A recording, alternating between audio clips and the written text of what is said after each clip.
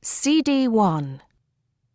IELTS For Academic Purposes, 6 Practice Tests by Malcolm Mann and Steve Taylor Knowles, published by McGraw-Hill, 2009. All rights reserved. Test 1.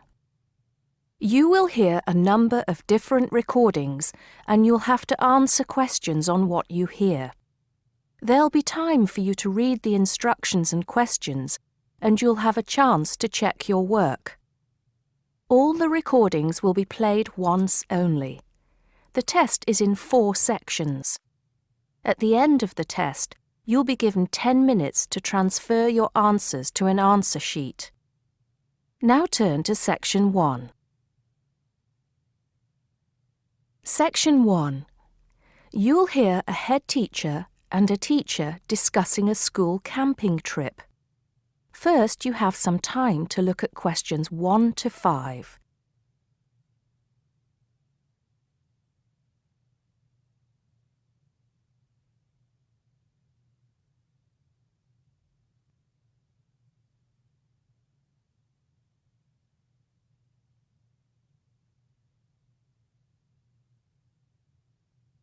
You'll see that there is an example which has been done for you. On this occasion only, the conversation relating to this will be played first. Good morning, Mr. Thompson. Can I speak to you for a moment? Of course, Jamie. Come in. Have a seat. I've just finished looking through the reports for this term. It looks like the pupils are doing very well. Mr. Thompson says he's just finished looking through the reports, so B has been circled. Now we shall begin. You should answer the questions as you listen because you will not hear the recording a second time. Listen carefully and answer questions 1 to 5. Good morning, Mr. Thompson. Can I speak to you for a moment? Of course, Jamie. Come in. Have a seat. I've just finished looking through the reports for this term. It looks like the pupils are doing very well. Yes, I think they are. It's all going fine. So, Jamie, what's on your mind? Well, I've been thinking about next month's camping trip, the one for Year 10. Yes, we've got it scheduled for the 23rd to the 26th, if I'm not mistaken. Actually, I think it's the 24th to the 27th. Let's just check. Oh, right. Yes, you're right. So... Well, I've been thinking about how we might possibly make this year's event even better than last year's. Not that last year's wasn't great, but... Suggestions for improvement are always welcome, Jamie. So, what have you been thinking about? Well, to tell the truth, I wasn't completely happy with the camp we used last year. It was rather small, and I didn't feel that the grounds were particularly well kept. Go on. I did some searching, and I think I found the perfect spot. It's called Shepton Meadows, and... Is that the campsite in the Lake District? No, actually it's just outside Carlisle. It's a huge site, and it's on a lovely lake, Lake Brant, I believe it's called. Half the site is forested, and the rest, the actual camping area, is grassy. For kids that rarely get to see anything more than concrete, it's ideal. And the facilities are amazing. There's a basketball court, a large pool, and a football pitch. There are well-marked trails through the forest for hiking, and the lake is there for swimming and other water sports. I believe there's even a lifeguard service. That sounds like it might suit our purposes perfectly. Did you happen to find out about availability and cost? Yes, as a matter of fact, I did. I called them yesterday evening, and there are plenty of spots available. And because we're a non-profit organisation, they said they would give me a reduction in the price. If I remember correctly, we paid £5 a head last year. Yes, per night, right? Yes, each child paid £10 for the 2 nights. Well, at this campsite, it's only £4 per night. And they told me that if we had over 50 children, which we do, they could give us a further 10% off. That's very reasonable, isn't it? Well, from what you've told me, I think we should probably go ahead and book. Excellent. I'm sure the children will love it. I'm sure they will. Before you hear the rest of the conversation, you have some time to look at questions 6 to 10.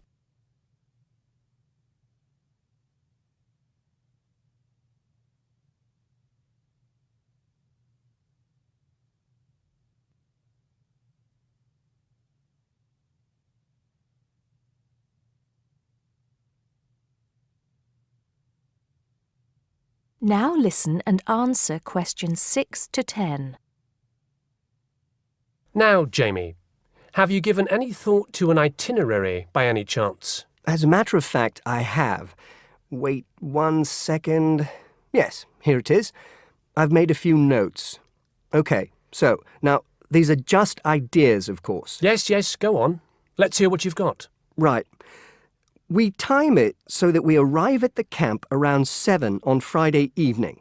It'll still be light then, and we'll have plenty of time to set up camp and get ourselves settled in. At 8, we could have a barbecue, hamburgers and hot dogs, something that's nice and easy to prepare. And that children love. Yes. Then, lights out would be at 9:30, so the children will get a good night's sleep and be up bright and early at 7 on Saturday morning. Breakfast would be at 7:30, an hour's hiking from 8 till 9, and then a couple of hours at the lake. That would take us up to 11. I think that an hour of free time would then be in order. Let them have a chance to explore a bit on their own, Yes, great idea. And then? Let's see, a picnic lunch at 12, and then sports in the afternoon till 4. Another swim until 5, and then supper. After clean-up, around 6:30, we could have a talk-back session where the children get a chance to discuss their day and anything else they might have on their minds. Then a campfire and sing-along at 8, back to the tents at 9:30, and, well, that takes care of Saturday. Excellent. That would certainly keep them busy. What about Sunday? Sunday, right. As on Saturday, same wake-up and breakfast times, and then I thought we could go on a bit of a day trip.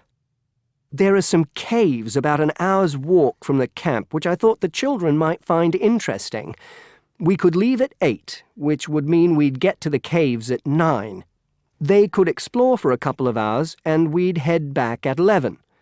12 o'clock would see us back at the meadows. An hour's swim, and then lunch at 1.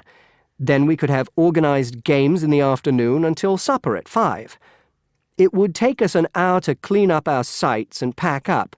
We'd be on the buses at 6 and all set to head back into the city. Well now, you've certainly put a lot of thought into this, Jamie, and it's paid off. I think it sounds wonderful. I can't think of a thing that needs to be changed. Let's go for it. Brilliant! I'll get the itinerary printed up and put it up on the notice board this afternoon. That is the end of section 1. You now have half a minute to check your answers.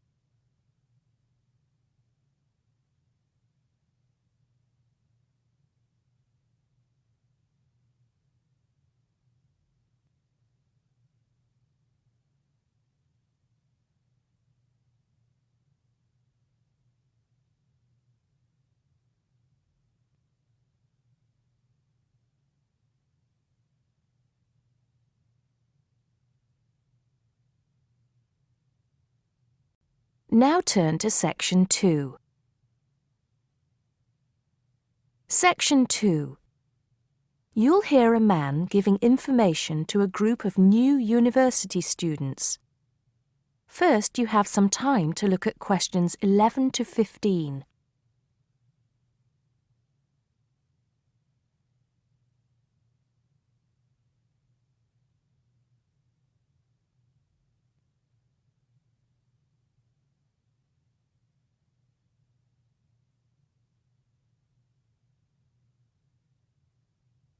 Now listen carefully and answer questions 11 to 15.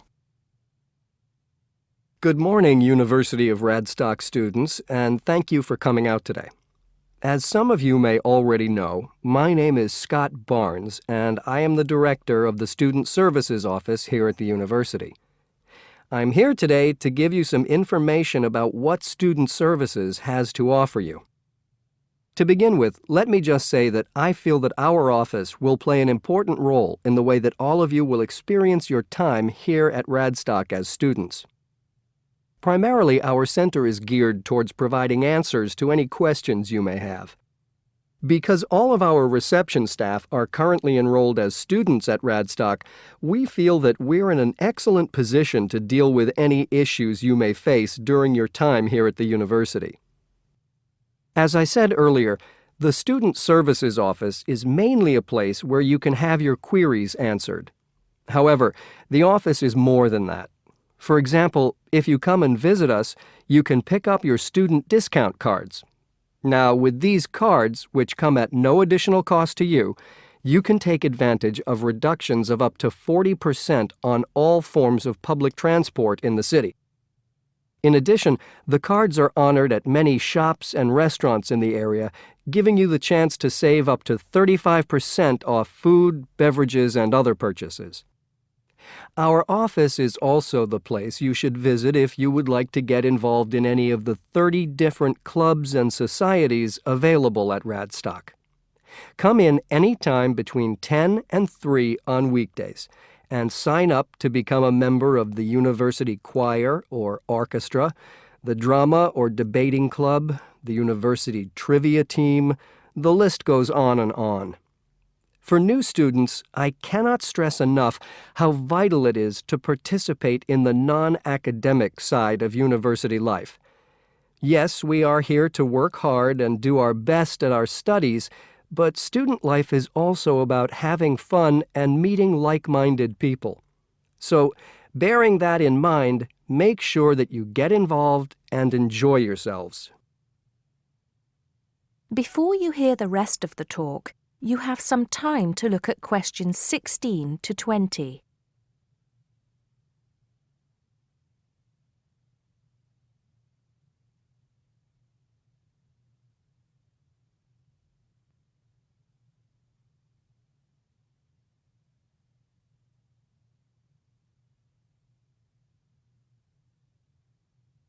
Now listen and answer questions 16 to 20.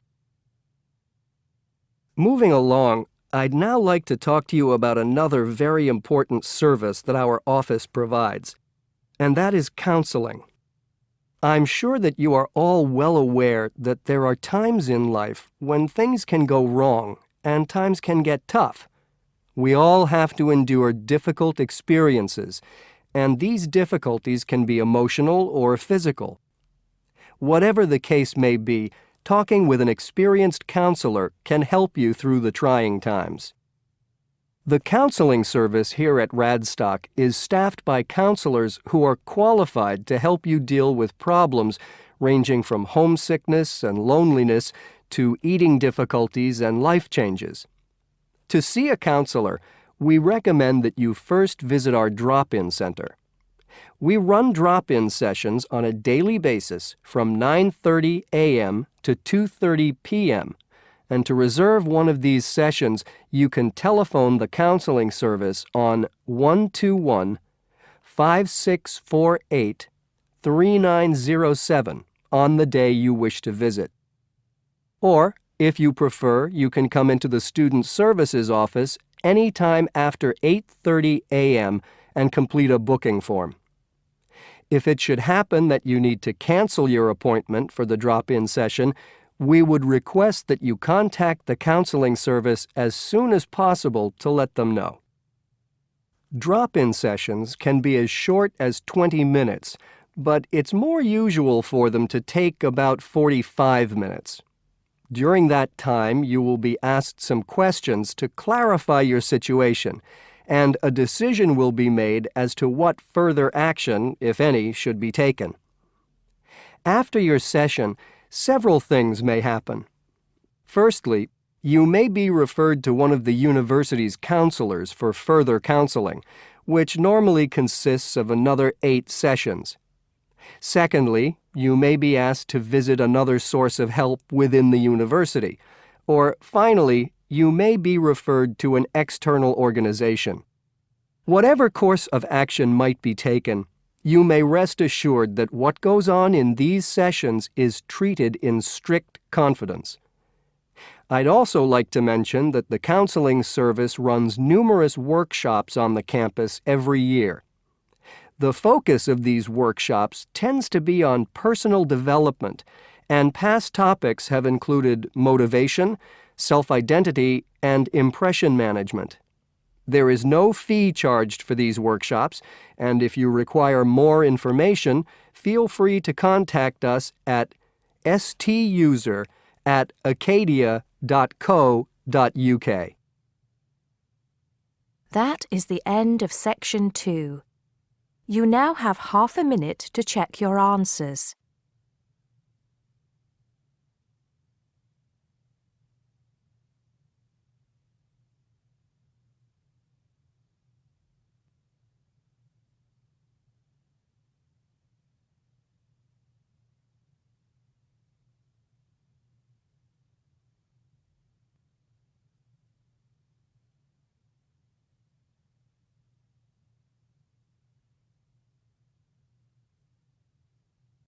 Now turn to Section 3. Section 3. You'll hear a tutor and a student talking about the history of the scientific method. First, you have some time to look at questions 21 to 25.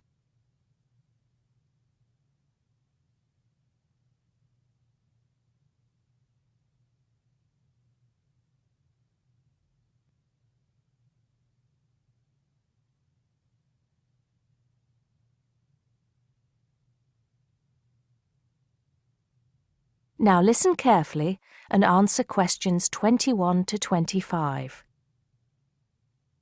Hello, Simon. Come in. Take a seat. Now, I wanted to talk to you about your assignment. Yes, the one on the scientific method. That's right. I just wanted to see how you were getting on. Well, I think it's fine. I mean, I haven't done a huge amount of work on it because I've been working on other things. But what I've read so far seems fine. How many of the references that I gave you have you managed to get hold of? Not too many, I'm afraid. It seems that everyone else is working on the same things at the same time. And every time I look, the books are checked out from the library. Right. Well, I think that we can go over the main ground together now. That way, even if you don't manage to go through all the references in detail, you'll still have an overview. What has helped you most so far? I've managed to have a look at 3 of them. I thought that Johnson made some good points, but it was hard to follow the line of her argument. Bradman was simple and straightforward, and I felt as if I got a lot out of that. I wish I could say the same for Whittaker. To be honest, I didn't get very far with that. Okay, that's more or less what I'd expect. So tell me, what have you learned so far about the role of the Egyptians and the Babylonians? Yes. Well, there's evidence that the basic components of the scientific method, examination, diagnosis, treatment, and prognosis, were being used in the early 1600s BC, especially in the treatment of certain illness. Good. Yes, that's right. And the point, of course, is that that represented a considerable advance over relatively simple, non-empirical approaches, which usually attributed anything unknown to the actions of the gods, etc. Of course, the Egyptians and Babylonians did this as well, but what we see emerging here is a willingness to base opinion on systematic study of the real world, which is at the root of the scientific method. I see. Right, yes. And then that reappears later. Yes, although don't get carried away with the idea that it was a simple process of development. By the time we get to ancient Greece, let's take the period towards the middle of the 5th century BC, the rules governing the scientific method were practiced on a widespread scale, but there were still many people who believed that real truth could only be acquired by pure rational thought. Plato, of course, had a great influence on the development of the scientific method during this period. Through his academy. That's right. But then, as we know, a great deal of understanding of the scientific method disappeared as the old world order collapsed. It wasn't until the Middle Ages, sometime before the 11th century, that several versions of the scientific method emerged from the medieval Muslim world, all of which stressed the importance of experimentation in science. Right. I think I've got the historical timeline. Before you hear the rest of the conversation, you have some time to look at questions 26 to 30.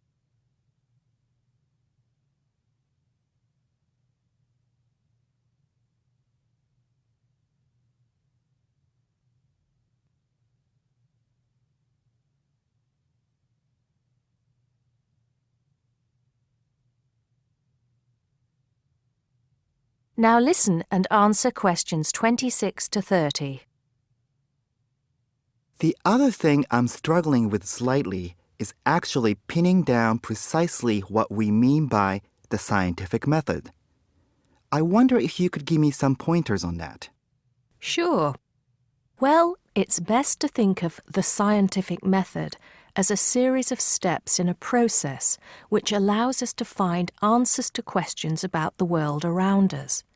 So the first step is to identify the problem. What is it that you want to know or explain? And then I think the next step is designing an experiment. But you can't design an experiment unless you know what you want your experiment to tell you. Oh, yes. You need to form a hypothesis to be tested before you design the experiment.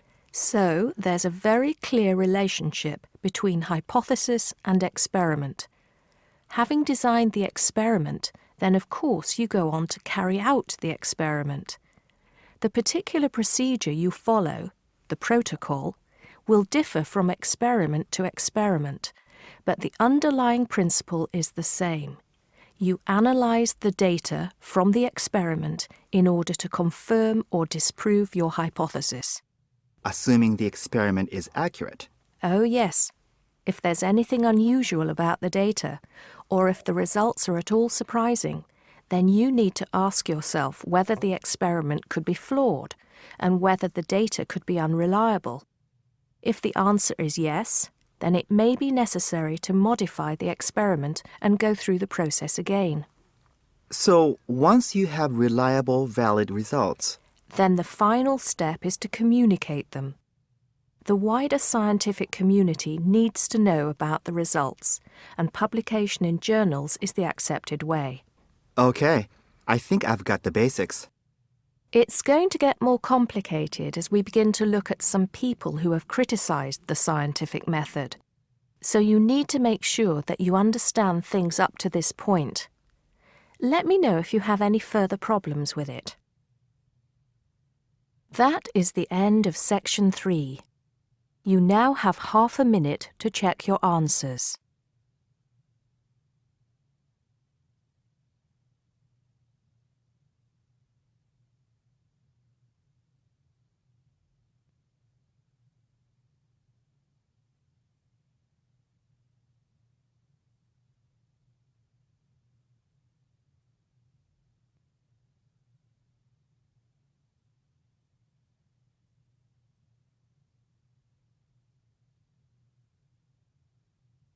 Now turn to section 4. Section 4. You'll hear a teacher talking about several British art galleries. First, you have some time to look at questions 31 to 33.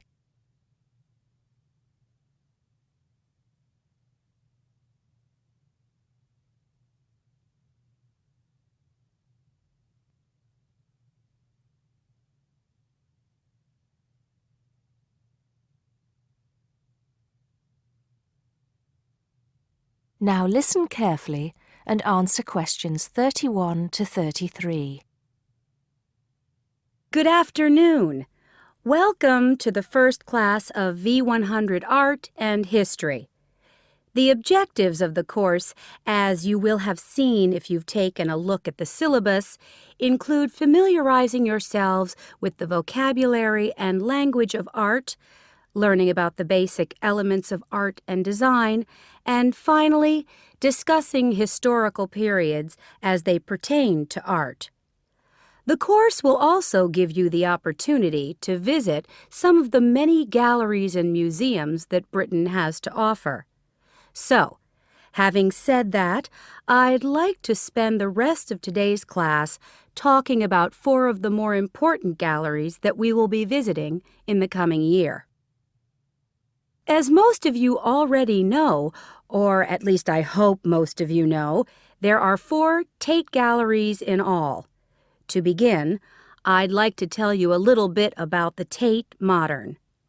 Tate Modern is located in a very busy part of London called the South Bank. It's close to 2 world-renowned tourist attractions, St. Paul's Cathedral and Shakespeare's Globe Theatre. Now, interestingly enough, Tate Modern is housed in what was a power station built in several stages between 1947 and 1963. It was closed down in 1981 and reopened as a gallery in the year 2000. Tate Modern consists of 5 levels, with the Tate collection being shown on the 3rd and 5th levels. On level 2, the works of contemporary artists are exhibited, while level 4 is used for holding large temporary exhibitions. Since this museum opened, it has become a popular spot for both Londoners and tourists alike. And believe it or not, it doesn't cost anything to get in to see the collection displays. Before you hear the rest of the talk, you have some time to look at questions 34 to 40.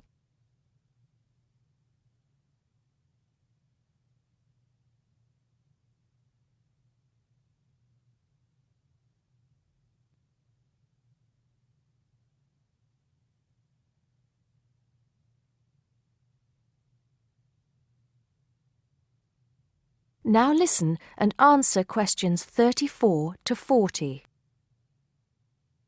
Now, the second gallery I'd like to talk about is Tate St. Ives, which is in Cornwall. It was built on the site of a gasworks, and it overlooks Porthmeor Beach. Tate St. Ives is housed in a 3-story building that was designed by the architects Evans and Shalliff. It was established in 1993, 7 years before Tate Modern was opened, and the gallery exhibits the works of modern British artists, including members of the St. Ives School, a group of artists living and working in the area from the 30s onwards. In later lectures, we'll be looking at the work of some of the artists who belong to that group and the ways in which they influenced each other. Okay, am I going too fast for any of you? No? Good. Next, I want to talk about Tate Britain, which is a gorgeous gallery situated right in the heart of Westminster. Tate Britain was the first of the 4 Tate galleries to open, and it was established in 1897. It was built on the site of an old prison, and when it first opened its doors, it was called the National Gallery of British Art. Later, it became known as the Tate Gallery, after the man who founded it, Sir Henry Tate. During its lifetime, Tate Britain has been damaged twice, once by floodwaters from the River Thames, and once by bombings during World War II. This gallery has an interesting range of exhibitions of historic and modern art from 1500 up to the present day. Now, the last gallery I'd like to tell you about is called Tate Liverpool. It's not hard to figure out where this gallery is located, is it? It was opened in 1988 to exhibit displays from the Tate collection, and it also has a program of temporary exhibitions. Tate Liverpool is housed in what was once a warehouse, and for some years it was one of the biggest galleries of modern and contemporary art in the UK. Well, that's a brief overview of just a few of the galleries we'll be visiting. I'd like now to look in a little more detail at what you can expect to see in each of these galleries, starting with Tate Britain. That is the end of section 4. You now have half a minute to check your answers.